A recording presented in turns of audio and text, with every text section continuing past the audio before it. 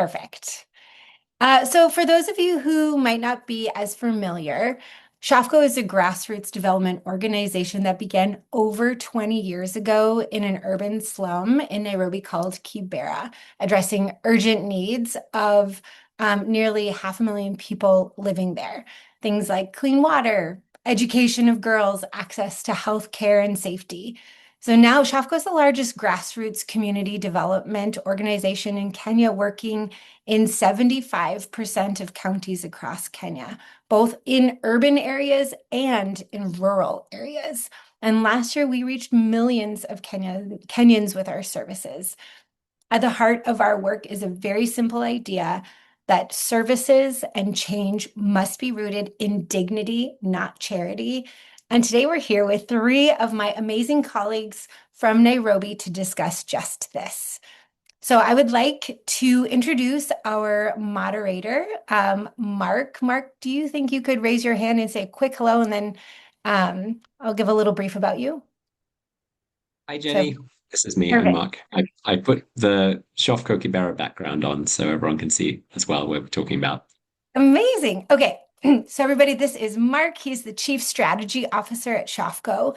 Prior to this, he was Director of Girl Capital, Education and Livelihoods for the Children's Investment Fund, has a lot of experience working as the Operations Director, Country Director for Give Lively. He's worked as a strategy consultant with McKinsey and Company in the United States.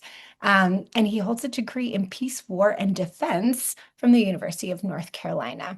So, Mark, I'm going to hand it over to you to introduce our speakers and set the conversation up a little bit. Thank you so much, Jenny. I'm really excited for us to do this call and hopefully many more like it to share a bit about the work. But before I do that, I just want to introduce two of my colleagues, John Odero and Caroline Sakwa. And John, I don't know if you want to say hi and wave so as I introduce you, people can see who you are. Um, Hi, I'm John yeah, Odero. and Caroline. Hi, I'm Carol Sakwa. Glad to be here. So John is the program director who leads all of SHOFCO's Sun community organizing and livelihoods work. So a team of more than 300 across Kenya, growing our Sun community organizing membership, building a youth advocacy agenda, and doing skilling and job placement work with more than 100,000 young Kenyans this year. Prior to joining SHOFCO, he served as senior manager and program manager at Give Directly, and has worked on skilling businesses with Digital Opportunity Trust. He has a master's in economics from the University of Nairobi, and a bachelor's from Maseno. And Caroline is the head of our gender and inclusion work. And so she leads a team of gender caseworkers, counselors, and champions across Kenya that has served 30,000 GBV survivors this year and trained more than 70,000 children on child rights and skills. And prior to joining SHOFCO, she's done this work at many places, at Refugee, head of social services at Caroline Kibera. She's taken this knowledge to the UN Gender Commission Summit, to Bolivia and Berlin, and many places, and similarly has degrees from the University of Nairobi. So welcome to you both. So I'll start by grounding why we chose dignity as the focus for today. And I think this is a really important thing for SHOFCO. It's a really strong principle that grounds how we think about what good work is. I think when people talk about addressing poverty, they often jump and think about projects and activities, about water projects and about schools and about clinics. But I think a lot of the issues we see with communities and what sometimes doesn't work about development projects is that people feel unseen and pushed to the margins, especially in urban slums. And that if you don't address and engage that, you can do a lot of activity and you can work really hard, but you're not going to see the transformation that you want. And SHOFCO is really built to try and flip that script. So this idea that we actually need to meet and respect communities and bring communities to work together.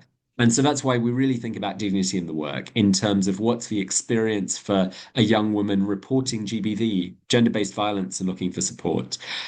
What does it mean for a young person who's never had a job, right? But wants one or is looking for work and to be active? or to a family looking for clean water, or to access electricity without having to pay a bribe, or people looking to engage government and not be seen as criminals.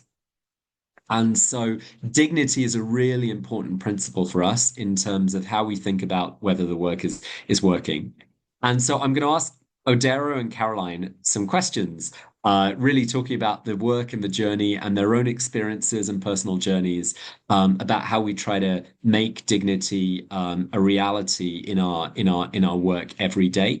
And so with that, let's jump in. I'll start with you, Odero.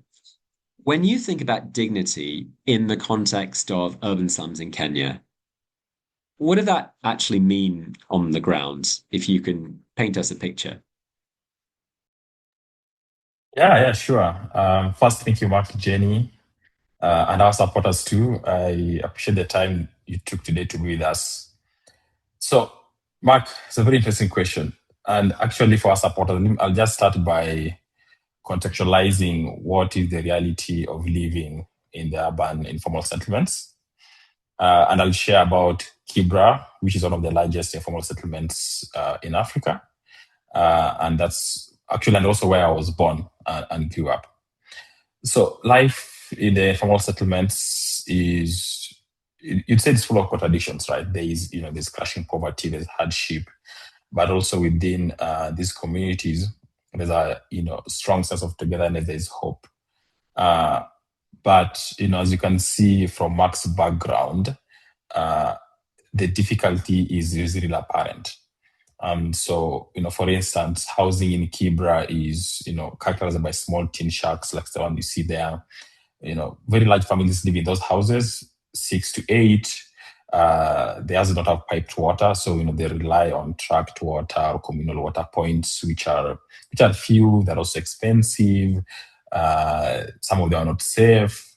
There are no running toilets, so we rely on communal pit latrines, which is not to the water situation, are also far in between. They're also not free, so you have to pay to use them. Their sanitation, their cleanliness is not guaranteed. There is no constant electricity. So, if you walk in Kibra, you'll see a lot of lines, wires dangling on top of roofs and so on. So those actually, they're supplying electricity. And they're illegal connections, so which means they're not safe, they're not reliable, and also they're, charged per unit more expensive than, electricity from the national grid. And so you get to see the sense of difficulty in surviving that environment. Also, economically, informal settlements, Kibra being one of them, is a source of the large majority of informal workers in the country.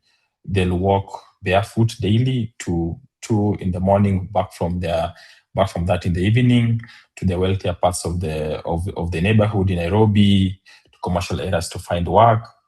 And they exist in a microeconomy. In Swahili, it's called kadogo economy, which essentially means small. And this provides livelihoods to thousands of small businesses. So you'll find if you go to Cuba in the evening, you'll find sprawling businesses, thousands of them, selling charcoal, selling food, selling clothes, selling groceries, and so on. So in all of this context, you'll see that the people there who live still have a deep sense of togetherness, a deep sense of community. They're very deeply resilient. They work every single day. They wake up in the morning to obtain source of their livelihoods. They have to take their children to school. They want to put food on their table. They want to improve their economic prospects. And they do have a strong sense of what they want to do to realize their goals and aspirations. So in this backdrop, when you think about dignity, you can already see that they live in a context that is very disempowering for them, that is very, very difficult. And so when we talk about dignity, it presents itself in a few ways. One of the most important ways is taking back that sense of respect, ensuring that that individual, that young person, that young lady feels respected. She feels acknowledged. she has some sort of agency. She can make decisions. She can speak to power. She can take charge of her own actions. That sense of being that empowerment, signifies dignity for them. When you give them back that, you give them power. And so in this, so in that context, when we speak about dignity, it's just centering this back to that individual to ensure that they're able to thrive in a way that recognizes their lived experience and their context. Thank you so much, Odero. And I'd love just to follow up on that. I mean, this when you get to the our program work and you think about on livelihoods, so we're trying to support a young mother who wants to earn a living, or a young man who likes the idea of being able to lobby government to improve public services.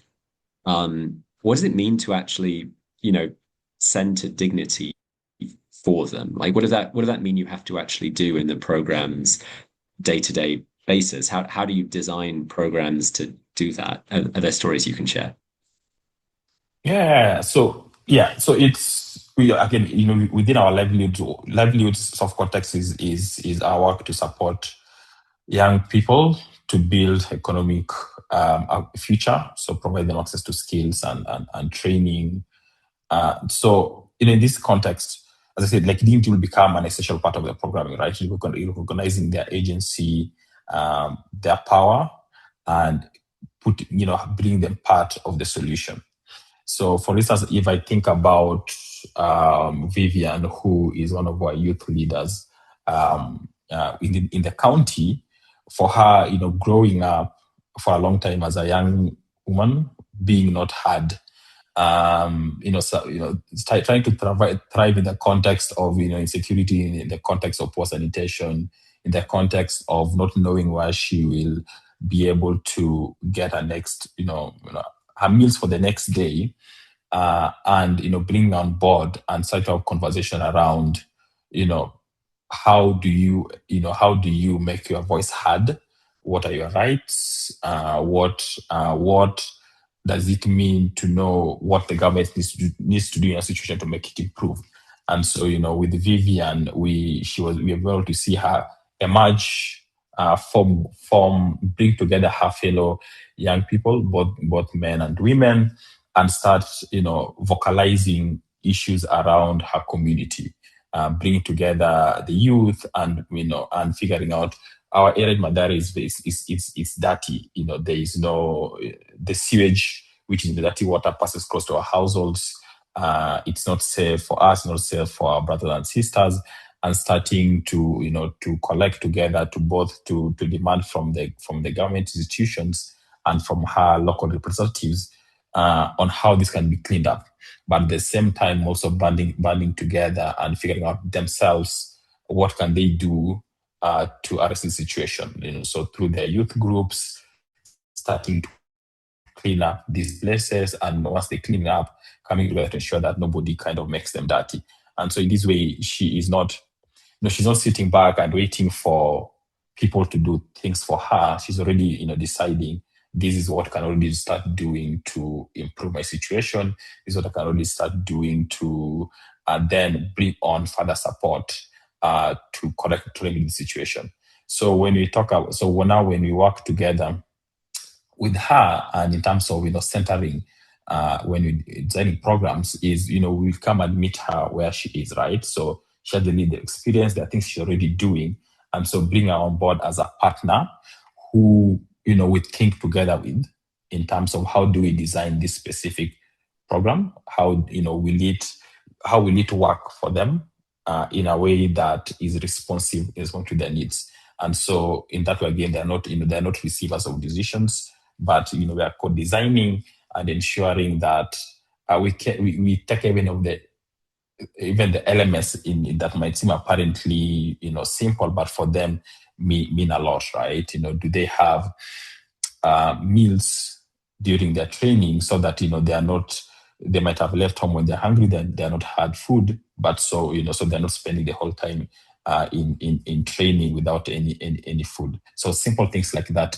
and ensuring that they're all factored in.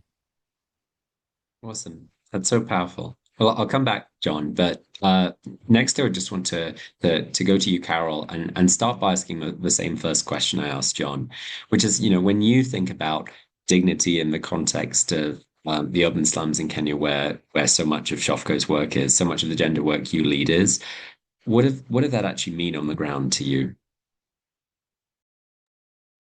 Thank you, Mark. Thank you, Jenny, and all our supporters.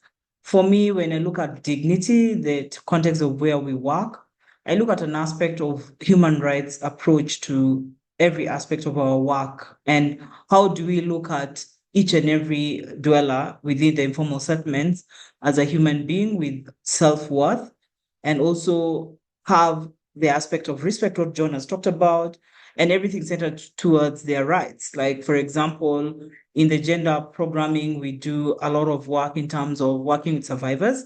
Like when a survivor comes in, like a young woman who's gone through domestic violence, what her immediate needs, what are the services that she needs, so that she feels like everything she wants, it's being addressed. And also, one thing, as we look at our programming with regards to prevention and response to gender-based violence or livelihood or women empowerment, we look at the aspect of what are the solutions that are already in the communities that we can work with, and see how best the communities, because we believe like the communities know their own solution to their own problems.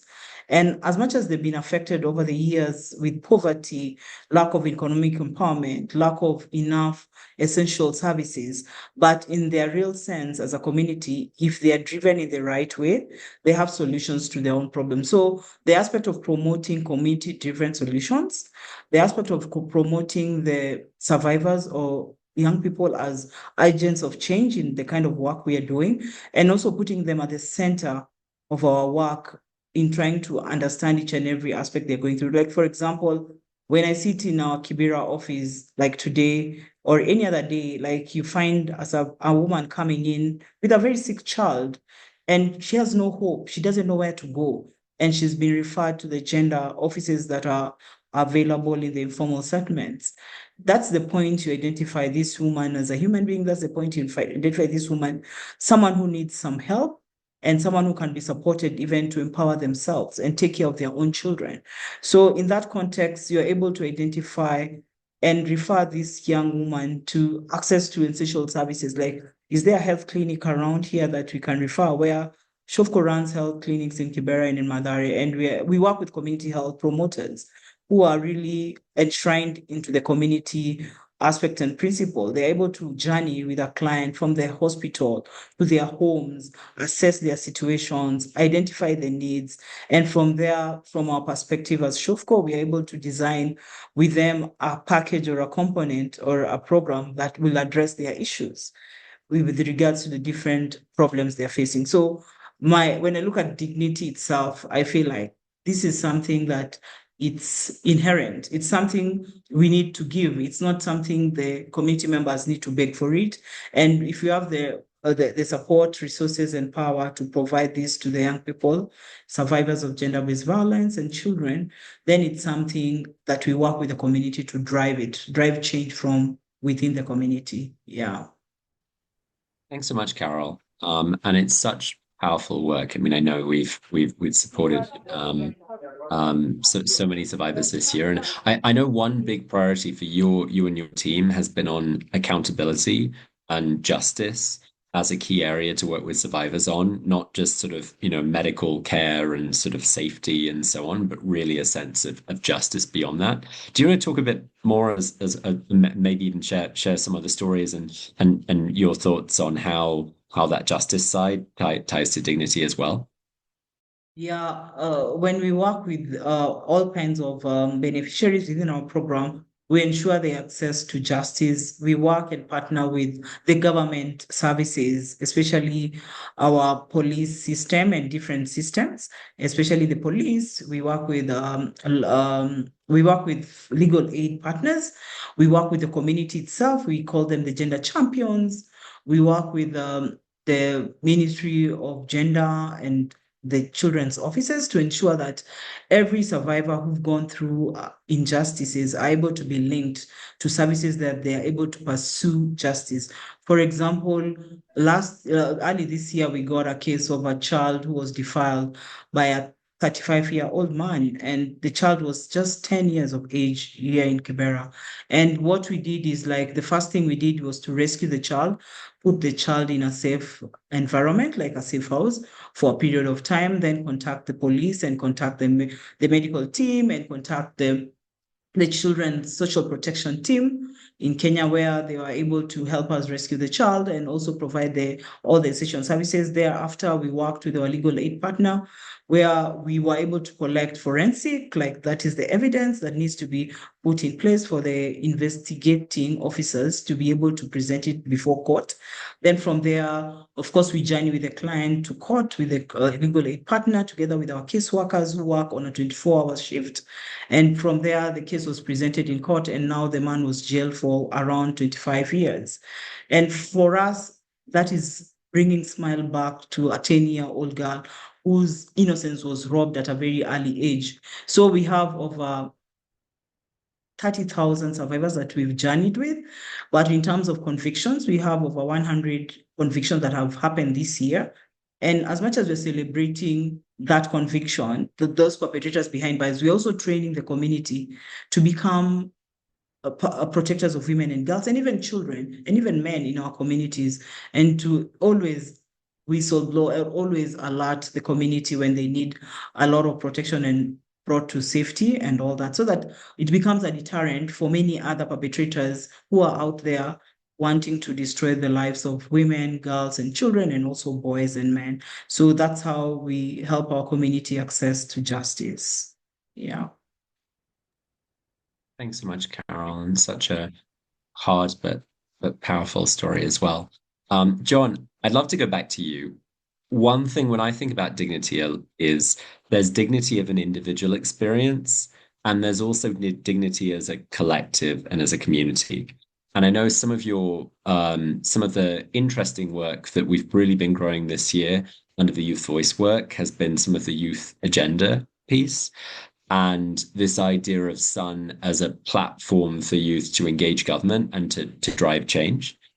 I'd love to hear your thoughts around this idea of sort of dignity and collective agency and how you see the tie between that. You spoke a bit about Vivian advocating for her community, but I'm really curious your thoughts on how Sun and collective voice fit into the dignity question. Yeah, sure thing. So that's a very interesting question, and maybe I'll just clarify or share with the viewers, with the listeners, so that the two key concepts here. So for Sun is the SHOFCO Urban Network, which is an organizing platform for our organization that brings together millions of young people, individuals across the country. So at the local level, it's based with groups who are peer-to-peer savings groups, and who band together to put a network among themselves. At the macro level, it organizes whole communities to drive towards accountable actions. And the youth agenda that I'm going to speak about was as a result of conversations of working together with this network over the past few years. And so, when it ties back to, when you think about collective, in a collective sense, one thing we realized and became apparent is that as an individual, the communities are not able to advance that much far. But when they come together, there's called power in numbers. They're able to move forward. There's an African proverb that says, one stick can easily break, but if you have a bunch of sticks, you can't break them. So that's kind of the spirit that our communities approach this towards. And as we worked with them, we realized that one of the groups in Kenya that is most marginalized is the youth. Right now, the youth in Kenya form 60 or so percent to 70% of the population, which means, some people call them a ticking time bomb, but they are not a ticking time bomb. They are an opportunity that is waiting to be harnessed. And so, as we've had conversations over the past few years, I've already, speaking to more than 1.5 million youth across the country, and a set of issues kept on cropping up that were, similar across the different regions in the country. And so an outcome of these was coming up with what you're calling the youth agenda, which is essentially just a set of policy recommendations. There are about 10, and they essentially outline what needs to be addressed to enable the youth to thrive, to harness their power, to actively listen to them. Dignity is at the core of this because, as I said earlier, actually the clarion call for this agenda is it's with us, not for us. Essentially, it means that you need to work with us. Like, we are not receivers of actions. We are partners. We need to be consulted. We have a stake in our future. And so, listen to us, work with us to chart this path forward, which is particularly important given the context of Kenya, whereby the governments, the administrations historically has not been fully engaged or apprised of what are the needs of the Kenyan population, primarily the youth.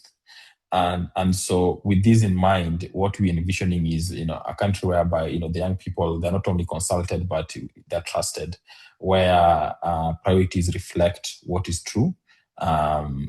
They're taking control of this conversation, they're setting priorities, and, they're no longer helpless or passive receivers of ideas, but they're actively shaping them.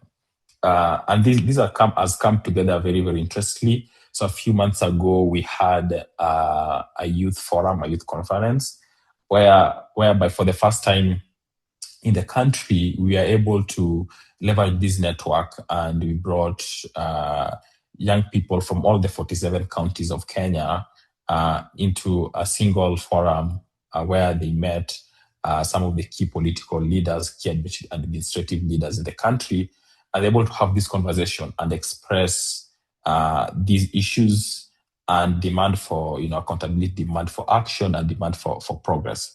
And the reception has been one of recognizing, yes, that this is something that needs to happen, but still there's still a lot more work. This would not have been possible without that collectiveness coming together that was enabled through the Sun network.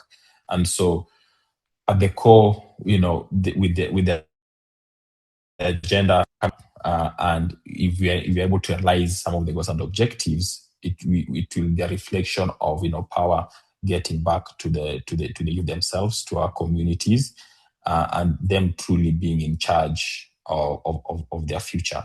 And that at its core will be the dignity that we are looking for. Thanks so much, John. Yeah, I find it so powerful, this idea of dignity at the individual sense, the having clean water, having income, having the ability to educate your children and more.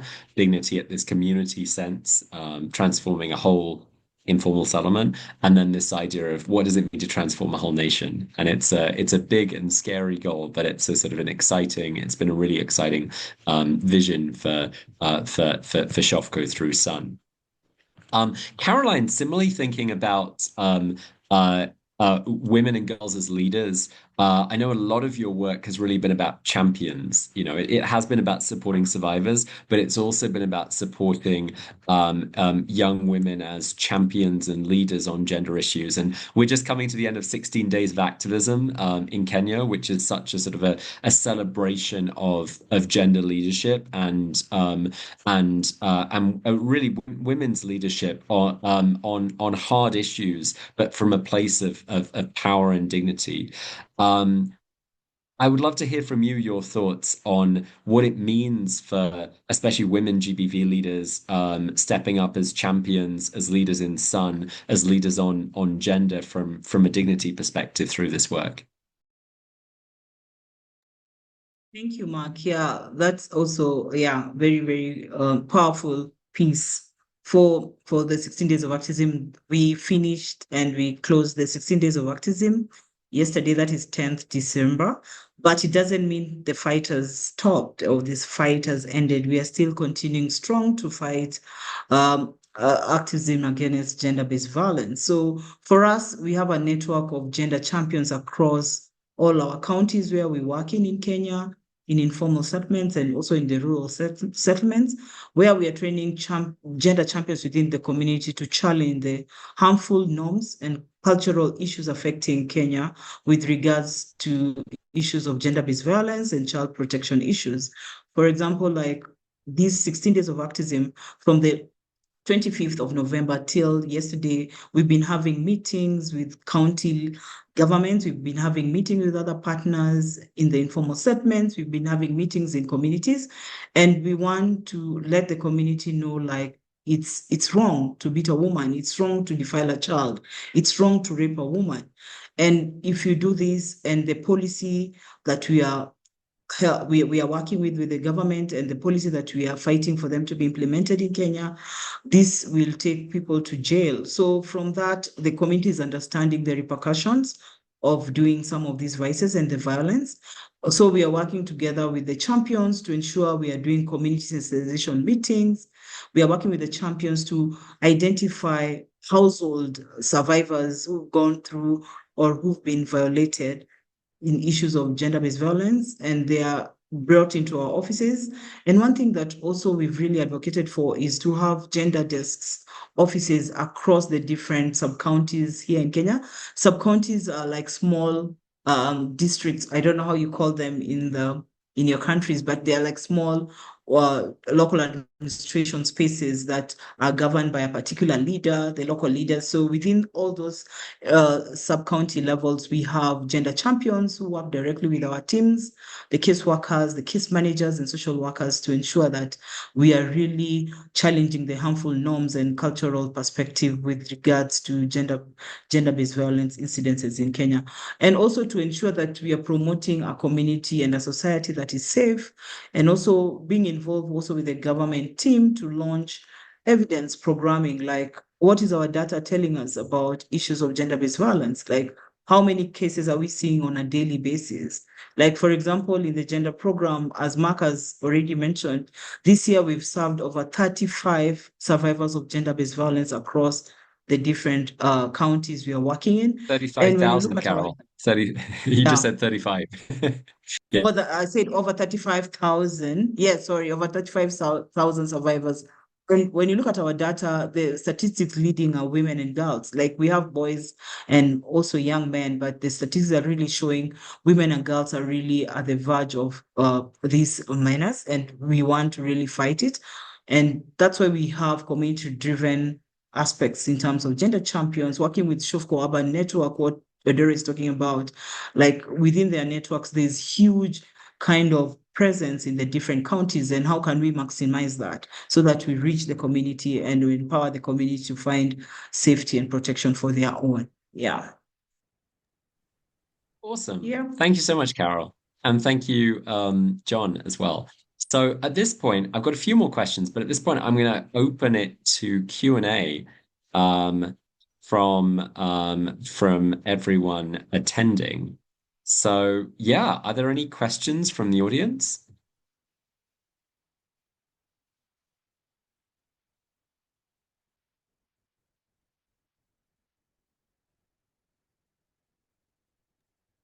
I see one question already, which I'll just go ahead with. So this is for Carol or John. What are the biggest barriers facing this work that you think supporters might not know about or might not think about that sort of make this word that make this work hard that you have to work through? Would either of you like to take that one? Yeah, I can take it. I can take it. So when you think about the barriers and that our supporters may know, may not know about, I'll zoom out a bit. one thing we've realized as we do this work is that, this concept of, there needs to be a reframing of how we approach work with the community and in development. Most of the work we're able to do in the communities based on the funding that is provided is historically restricted, right? This means that certain sets of conditions are already imposed. Certain sets of ways that needs to be spent are already predetermined. But when you want to do community development, it means that you have to go in with a sense of a few predetermined factors, right? You need to have some sort of flexibility to make adjustments to what you thought you'd do before, and this sometimes requires doing things in what might be non-traditional ways. And so, while might not be apparent, there's less flexibility within the supporter landscape to be able to acquiesce to that, right? So sometimes, for example, you might want to implement an education program that relies on tapping on the power of the network, but that requires working with community members who might not be very much educated, who might not who requires other forms of support, but that might not be what had been initially planned before, and so it requires we need to be a bit more flexible to be able to provide that. And so for certain programs where we have that flexibility, we are able to deeply involve our community members, our network, to be able to be responsive in that manner.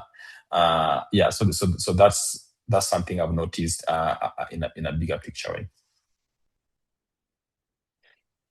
Yeah, it's such a good point. I mean, I think about, John, just some of the journey we've had where, you have money for training people, for training young women, but then you realize, well, actually, we need to support people on daycare. Or we realize that actually, if you don't address people having the right clothes or food or otherwise, and so you sort of have to say, how do I shift around? But sometimes there are constraints which prevent that. There's another question from Felix in the chat, which I think is, well, it gets to, I think, some of your youth agenda work. Though, Carol, you may have thoughts on this as well. It's really about how do we make sure that Sun, bringing voices from the community, can actually shape budgets and can actually shape policy and can actually shape systems, which is hard and technical. And I know we've been working on quite a lot on this, and the recent Homer Bay Youth Policy, Odero, and some of the budget memoranda. Do you want to talk about the journey? Because I think it's been a multi-year journey to think about how do you get community voices really shifting the more technical bits of government spending and decision making. Yeah, true. And that's a great question, Felix. And when you think about it, right, at the end goal, if there exists a world whereby we don't need to do nonprofit work, that will be perfect, right? Because ultimately it's the role of the government to provide a lot of these services, a lot of this infrastructure, right? And so in a long-term way, the best way to forge towards development is to really influence formal policy process, right? So that they're codified in law, so they're part of the legal setup, which means, they are not subject to the ebb and flows of political machinations, right? But this is very hard, right? It's not easy. It is hard. It takes time. It is long drawn. So for instance, some of our policy work is, targets both the national and the county level. So for example, at the county level that Mark mentioned with the Homer Bay County government, the approach, took, I think over 1 year, over 1 year. And it was, for the initial process was, working with the county, realized that actually they don't have this policy framework to safeguard and to provide certain services for the youth, right? And so from that meeting point is one, getting buy-in from the county government structures, from the minister of the county government, from the governor herself, Her Excellency Wanga, and the and the whole county assembly. And then bringing this idea that, this process requires co-creation, right? So, bringing them together and working with the youth in the county themselves and having a single platform where they're able to speak and say that, yes, there's a policy, but this policy needs to factor in these 1, 2, 3 things, right? And so, there'd be closed sessions whereby there are few youth representatives speaking to the county side. Then after that, with the formal now policy process, there's public participation across the different geographical spaces in Homa Bay, the different sub-counties. Then again, shepherding that through that process, then shepherding it through the county assembly, then shepherding through the ministerial review, then shepherding it through the review again by the young people, until it is formally adopted, right? And so in our mind, while that is long and drawn out, it is important for long-term change, right? So because once the policy is adopted and codified, it means that we are able to harness a lot more power, right? The county government budget and the national government budgets are so large. SHOFCO and other partners will never have as much money as is collected from taxes by both arms of government.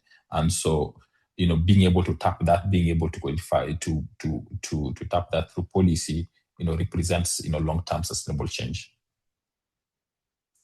So we've got 2 more questions here. One, which is almost more on the impact of cuts, a bit of a negative one, and then one about hope.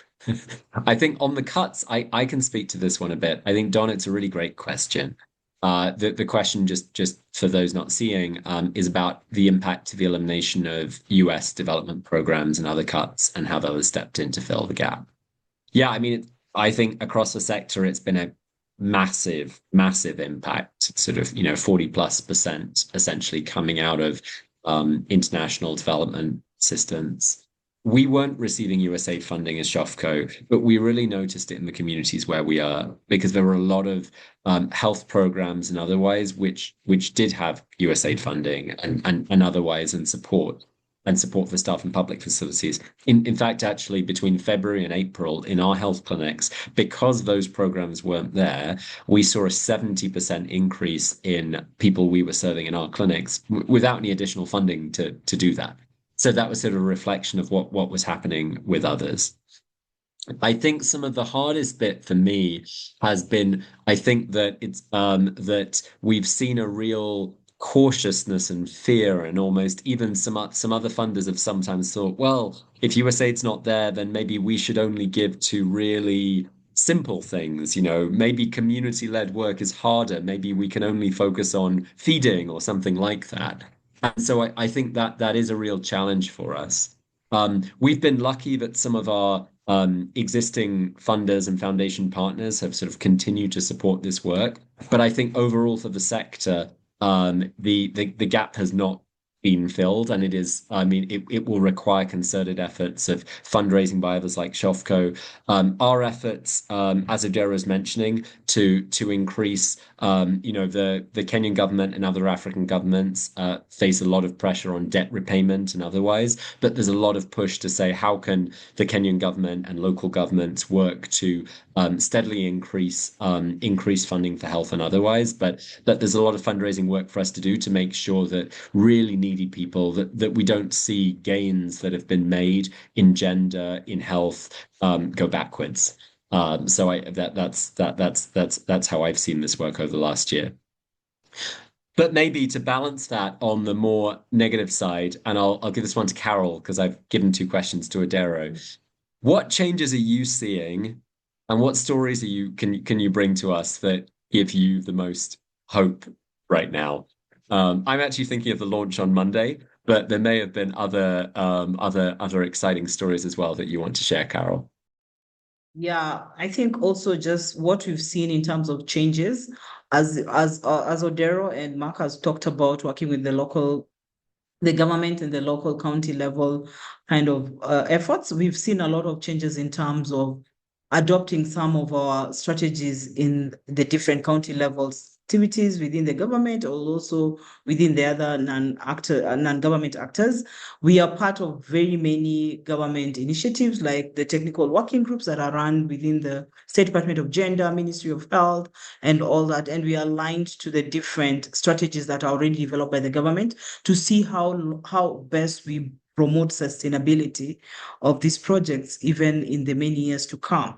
So some of what we've seen as changes in youth, young women, and local leaders, we've seen a lot of them getting in very high level position within the government, within the different influential groups within the communities. We've seen a lot of our women taking charge and becoming advocates of change in these communities by advocating for challenging the stereotypes, representing SHOFCO work in different forums. Like recently, we had a forum that was done by the Director of Children's Services addressing harmful practices in Kenya, and two of our champions were there to represent what SHOFCO is already doing in the different communities with regards to challenging the stereotypes. So when we see our champions becoming advocates, when we see them challenging the stereotypes and even demanding for better conditions for the young people, for the young women, for the communities at large, we feel hopeful that we are bringing hope to these communities. Yeah.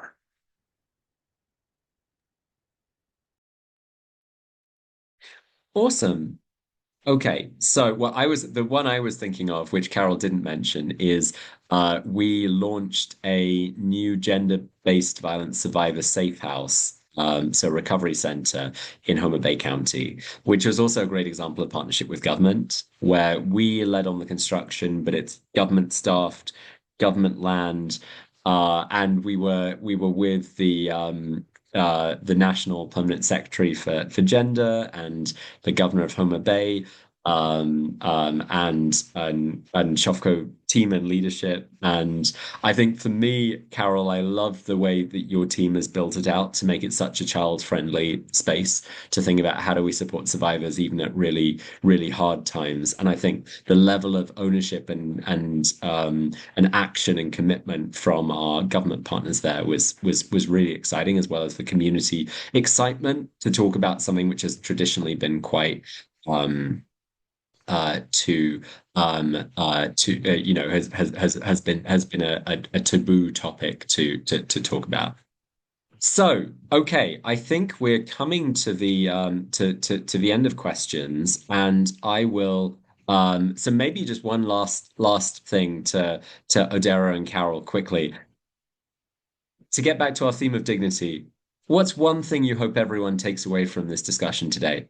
Any parting reflections or comments? I think I'll start with mine to give you a chance to think. I think mine is this idea of dignity as something at the individual level, but also something to think about collectively, to think about how do you really to think that the communities together can reclaim and build dignified solutions, and that comes from power and organizing as much as it comes from clean water or healing someone individually, and that type of work. Carol, Odero, what takeaways would you hope that people have from today?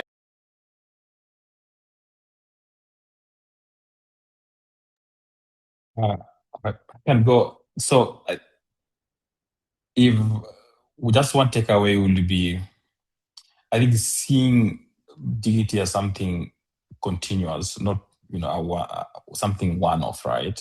So I think more could say it's true both at the individual at that level, but it's not a one-time thing. It is something that you have to work on intentionally. You have to make it in programs intentionally, and you have to continuously work towards in the long term, and you have to work towards actively listening to the people you work with, to the community members, to the beneficiaries, and just trusting that they do understand what they need, they understand what their priorities are, and that this can change, and that is okay. From me, I think one takeaway I can say is the aspect of inclusive development, where we put the needs, journey and also identify the needs of the community together with the community because they know the solutions to their own problems, and continuous long-term relationships that are meaningful and long-term sustainable to the communities so that change can be seen by the end of the day. Thank you so much. Thank you so much, Carol. Thank you so much, Odero. Back to you, Jenny. Yeah, that was an amazing conversation. Thank you, Carol and John, for and Mark for really highlighting the work that SHOFCO is doing, placing dignity at the center and the core, how it's really baked into everything that we do. If anyone is interested in helping continue to support this dignity-based work, we've put a link in the chat. This call has been recorded, so we will be sending this out in case you missed part of it. And of course, please feel free to call us, email us. We're happy to have more conversations like this. And we really look forward to doing more of these calls in 2026. So with that said, thank you all for coming, spending your morning with us. And I wish you a happy holiday season ahead and a wonderful and hopeful 2026. Take care, Bye. everyone. Bye.